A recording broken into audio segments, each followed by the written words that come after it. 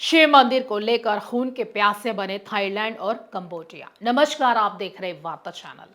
Thailand और Cambodia के बीच फिर युद्ध भड़क गया है। अमेरिकी राष्ट्रपति डोनाल्ड ट्रंप की मध्यस्थता में हुए सीजफायर के बावजूद थाईलैंड ने एक बार फिर से कंबोडिया की सीमा पर एयर स्ट्राइक किया है।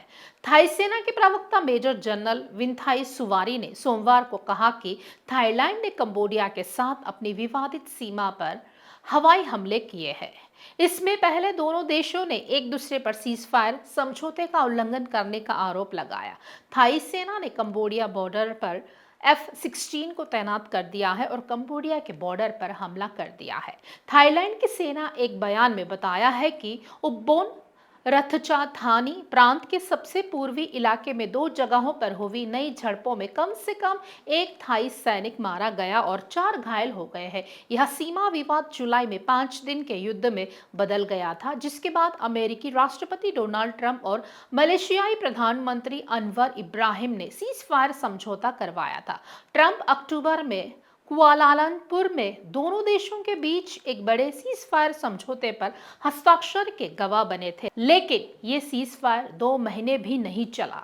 तो आइए देखते हैं इस पर हमारी एक खास रिपोर्ट।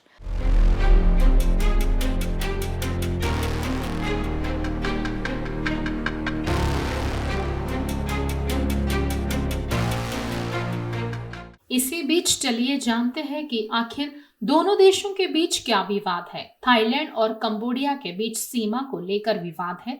साथ ही एक 900 साल पुराने शिव मंदिर को लेकर भी दोनों देश एक दूसरे से टकराते हैं। डांगरेक पर्वतों की चोटी पर स्थित प्राचीन प्रेह विहियर मंदिर सिर्फ एक धार्मिक स्थल नहीं रहा है, यह अब थाईलैंड और कंबोडिया के बीच दशकों पुराने सीमा विवाद का केंद्र बन चुका है। 11वीं शताब्दी का यह खूबसूरत हिंदू मंदिर भले ही यूनेस्को विश्व धरोहर स्थल है, लेकिन इसके आसपास की जमीन ने कई बार सैन्य झड़पें करवाई, हजारों लोगों को विस्थापित किया और अंतर्राष्ट्रीय अदालतों तक मामला पहुंचाया। पिछले महीने में दोनों देशों के बीच हुई झड़पों में थाई पक्ष का दावा था कि उन्होंने 100 से ज्यादा कंबोडियाई सैनिकों को मार गिराया। वहीं कंबोडिया ने बताया है कि 21 सैनिक मारे गए, 50 नागरिक घायल हुए हैं और 3 लाख से अधिक लोग विस्थापित हुए हैं। इस विवाद की जड़ 1907 से जुड़ी हुई है, जब फ्रांसीसी शासन के दौरान फ्रांस ने एक नक्शा बनाया जिसमें प्रेह विहियर मंदिर को कंबोडिया की सीमा के अंदर रखा गया था। थाईलैंड ने उस समय इस नक्शे पर कोई आपत्ति नहीं की, लेकिन कई दशक बाद यही फैसला दोनों देशों के लिए समस्या बन गया है। थाईलैंड का अब कहता है कि 1907 का फ्रांसीसी नक्शा 1904 के उस संधि को नजरअंदाज करता है जिसमें कहा गया था कि सीमा दांगरेक पर्वतों की प्राकृतिक जल विभाजक रेखा के अनुसार तय होनी चाहिए। थाई अधिकारियों के मुताबिक अगर वाटरशेड लाइन मानी जाए तो मंदिर थाईलैंड की सीमा के अंदर आता है। अब दोनों देश इस मंदिर को अपनी सीमा रेखा के अंदर मानते हैं। 1962 में अंतर्राष्ट्रीय न्यायालय ICJ ने कंबोडिया के पक्ष में फैसला सुनाया और मंदिर पर उसकी संप्रभुता को मान्यता दी। थाईलैंड को अपने सैनिक वापस बुलाने और स्थल से लिए गए किसी भी आर्टिफैक्ट को लौटाने का आदेश दिया गया। इस फैसले ने थाईलैंड में भारी नाराजगी पैदा की और तब से ही यह दोनों देशों के बीच कूटनीतिक तनाव का कारण बना हुआ है। लेकिन अदालत के फैसले ने एक बड़ा मुद्दा अनसुलझा छोड़ दिया। मंदिर के आसपास के 4.6 वर्ग किलोमीटर क्षेत्र का मालिक कौन है? 2008 में यह विवाद फिर भड़क उठा था, जब कंबोडिया ने प्रेह विहियर मंदिर को यूनेस्को विश्व धरोहर स्थल के रूप में दर्ज करा लिया। थाईलैंड ने इस कदम का कड़ा विरोध किया क्योंकि उसे डर था कि इससे मंदिर के आसपास के क्षेत्र पर कंबोडिया का नियंत्रण वैध हो जाएगा। इसके बाद 2008 से 2011 के बीच थाई और कंबोडियाई सैनिकों के बीच कई हिंसक झड़पें हुई।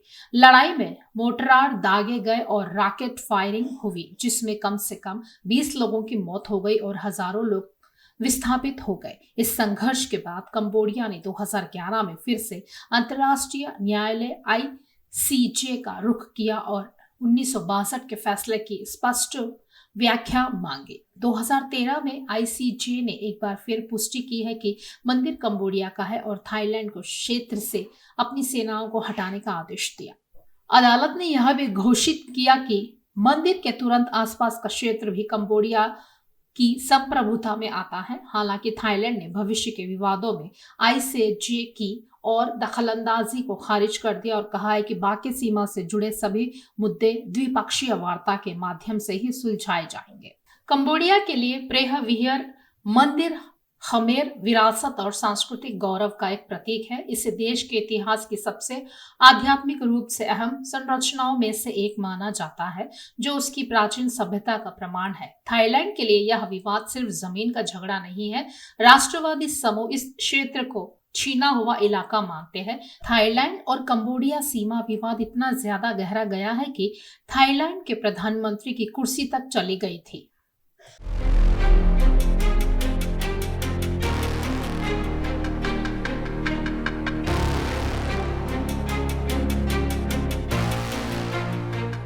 खास खबरों के लिए देखते रहिए वार्ता चैनल।